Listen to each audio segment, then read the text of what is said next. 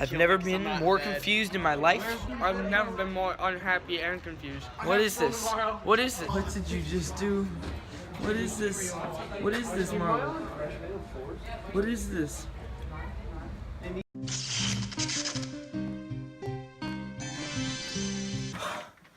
Whew! Where do I begin? Hey guys, it's Woody here, Orwell. Welcome to the spoiler-filled review of Marvel's Avengers Infinity War, the biggest Marvel film yet. I have, for the past 2 hours, been compiling a list of notes. I get a lot in this one, as expected. So let's dive right in to the beginning here. First scene. Big shocker here. We see the death of Heimdall, sending Hulk into space after that awesome brawl with Thanos. But really, that just, right at the beginning, we can tell, okay, Thanos just flippin' knocked out the Hulk with his bare hands. We are in trouble. So Heimdall using the last of his dark magic to send Hulk to the Earth to warn the others of Thanos' impending arrival.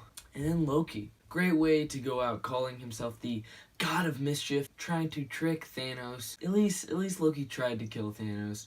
But Loki was really playing all his cards. He was trying to go about it a few different ways. But I thought it was awesome when Loki said the memorable line, "We have a Hulk," as it was said to him by Tony in the Avengers. We hear it in Infinity War.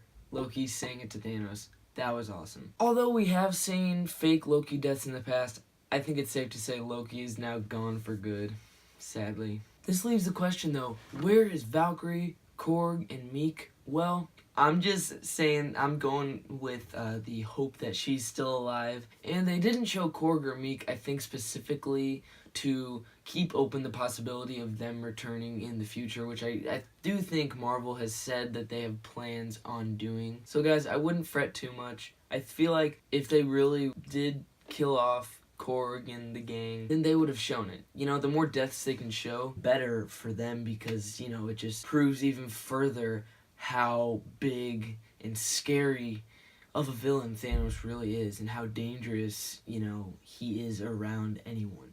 So Pepper and Tony were talking, they mentioned, or Tony mentioned a dream where they had a kid. It's interesting because Happy Hogan was seen in the set photos when they were filming this scene. So I'm wondering, did they cut Happy Hogan's role out from Infinity War? Or when we saw that they were filming these scenes, we assumed that this was for Avengers 4. That's what everybody was saying. Oh, Avengers 4 set photos. Well, turns out they're for Infinity War.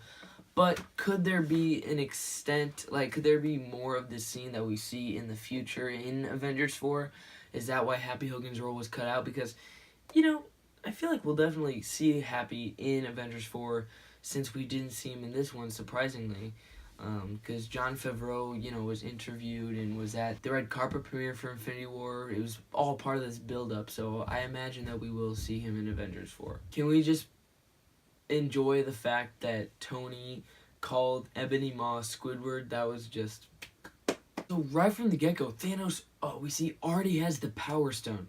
So we find out that a week before when the movie takes place, according to Thor, Thanos destroyed Xandar, took the Power Stone. So I guess we have to just assume that all of the Nova Corps is dead, Nova Prime.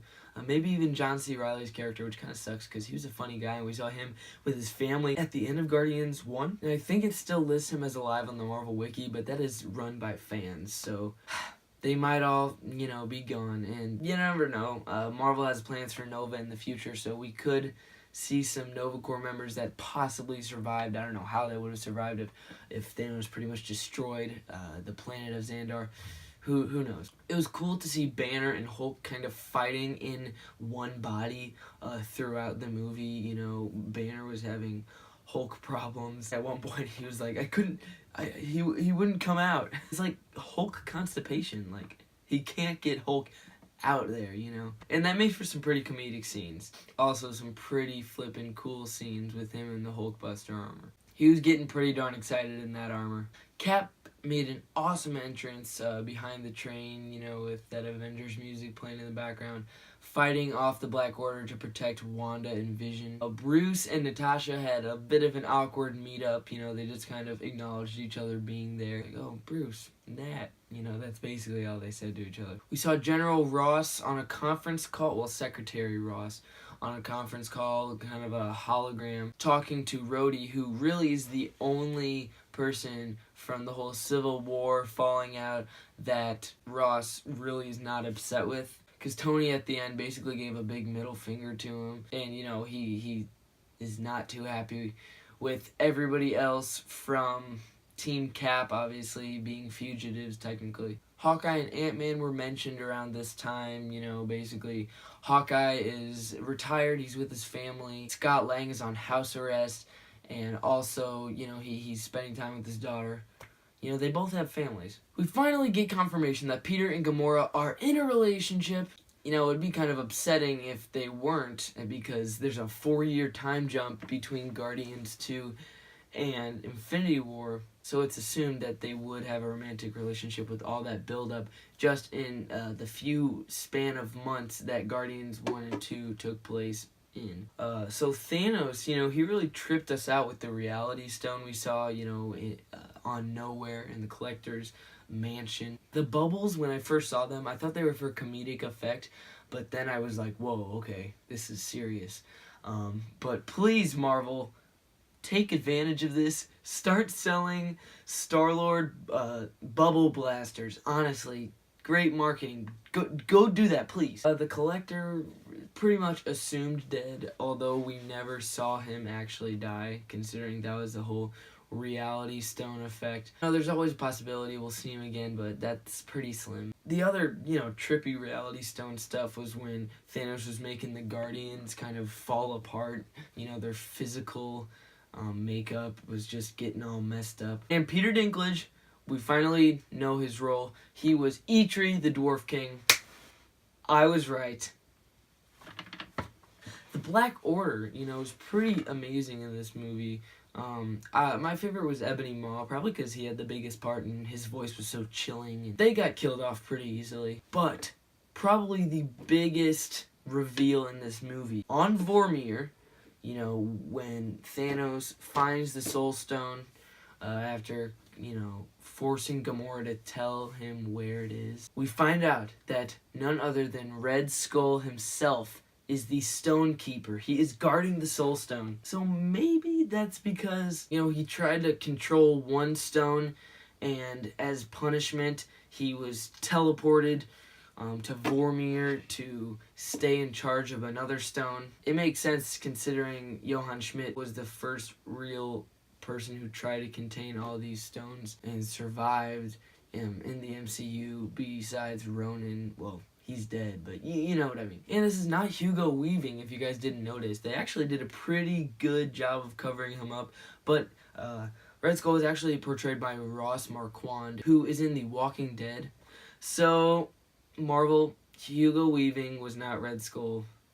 But dang, I mean, Thanos having to trade Gamora's life for the Soul Stone, that was a pretty emotional death. So, with that being such an emotional death, I wonder if they will bring back Gamora. Considering she is such a pivotal member of the Guardians of the Galaxy, you know, I feel like the Guardians work as a unit. You know, without one member, the Guardians are just, you know, they're missing something, because each Guardian brings their own element to the table, forming this one amazing bond that makes the movies work so well. So without Gamora in Guardians 3, I don't know what's going to happen. And we already know that she's going to have a big part in Avengers 4, so I don't know. I don't think she's going to stay dead, in my opinion. But everybody's powers, you know, everybody's got to showcase their powers really awesomely in this movie. You know, Strange got to duplicate himself, do a few other different things, like the whole mirror dimension thing. He did that for a second. Mantis got to put Thanos to sleep for a second there, or put him in kind of a void state of mind. And she felt his feelings of just anguish and loss. Scarlet Witch was just doing some really cool things with her powers in this movie, and just everybody got their time to shine and was made useful in their own way. So Nebula had a brief fight with Thanos. I feel like there definitely is going to be a much bigger version of this at the end, I think, of Avengers 4. She wasn't on screen that much in this movie, so I definitely think she's going to have a bigger role in Avengers 4 along with Wong and Shuri. And then, of course, Hawkeye, Ant-Man, and the Wasp, they're all going to be in Avengers 4, probably with much bigger roles. But can we talk about the entrance of Thor, Rocket, and Groot into Wakanda? I mean, wow. That was awesome. With the Avengers theme song playing and them just stepping out of the beam, just looking amazing. I wanted to yell and scream and clap as loud as I could, but my audience was really boring. Nobody else was doing anything. I was like, come on, guys, this is Infinity War. You're here on opening night. Get excited. Okay, enough of my craziness. We got a short meetup with two of the Chris's, Thor and Cap. The cool little exchange of lines talking about how Thor's got a new look and how apparently Cap copied Thor's beard. Also, I am Groot. I am Steve Rogers. Great. These are the reactions I was hoping for. We got that awesome moment with Okoye, Scarlet Witch, and Black Widow against Proxima Midnight.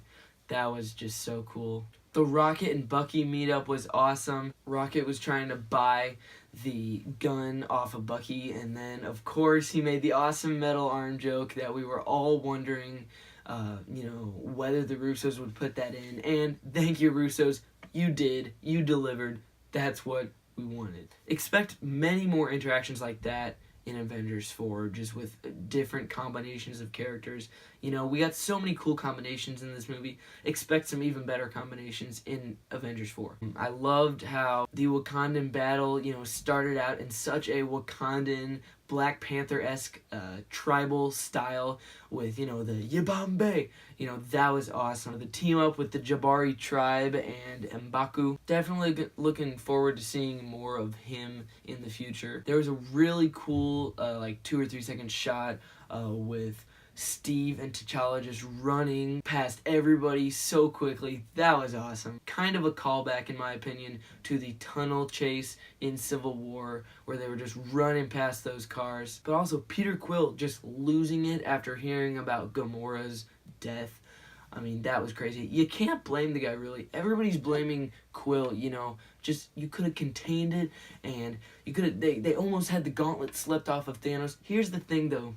Could you imagine the just whirlwind of emotions going through your head after finding out that your love was murdered by Thanos? I mean, just think about that. The anguish going on inside your head.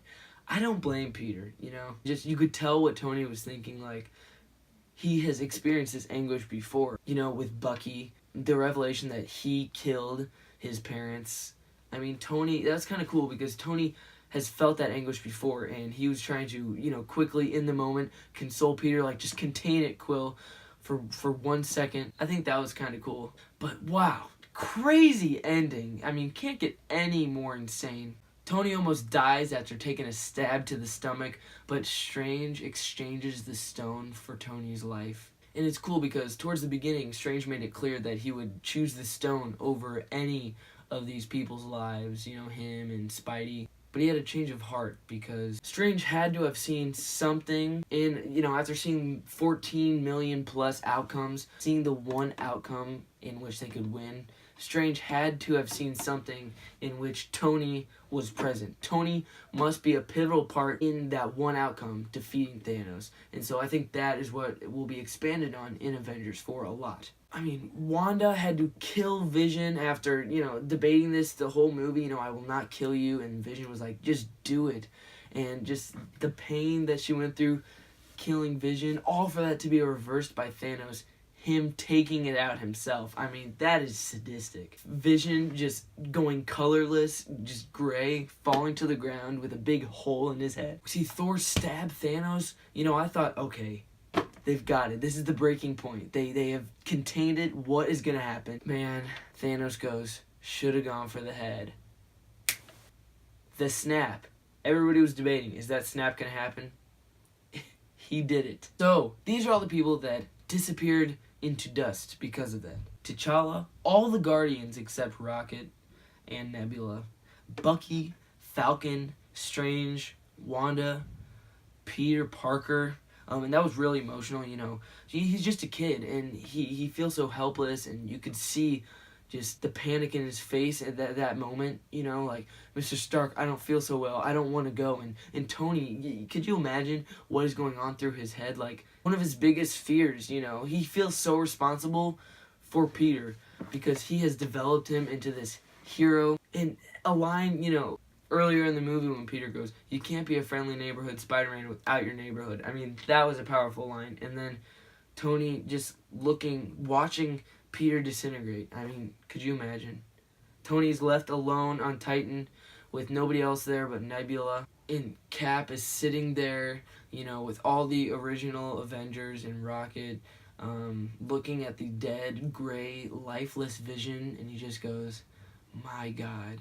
So, who is left? All the OG Avengers survived. That is kind of suspicious. Rhodey, Okoye, assumingly Shuri. We never saw her die, so she's good. She's good. Everybody loves Shuri. M'Baku, Nebula, Rocket, and Wong. So I will probably make a theory video expanding on what happened to the Dusty Ones. That I feel like that's really evil to be calling them that. They all have upcoming sequels.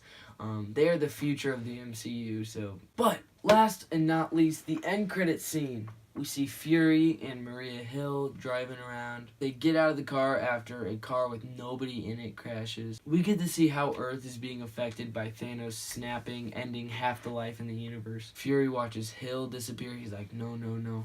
And then he goes out in the most Fury way possible, even though we will probably be seeing more of him. He goes, mother.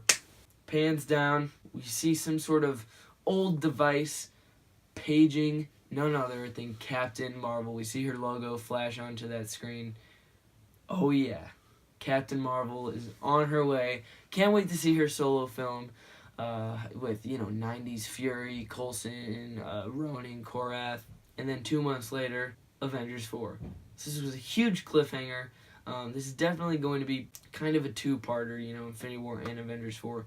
They will be different, but with the ending of Infinity War and the small amount of time in between their releases, this is definitely a two-parter. Maybe not in the traditional sense, but it's a two-parter. Thanks for watching my spoiler-filled review. This was so long. I've been rambling, blah, blah, blah. I've been rambling on for a long amount of time. If you made it this far, congrats. You have not been erased by Thanos' snapping. You are the other half of life in the universe that has not been erased. I need to get off camera. This is bad. See you guys in the next one. Bye.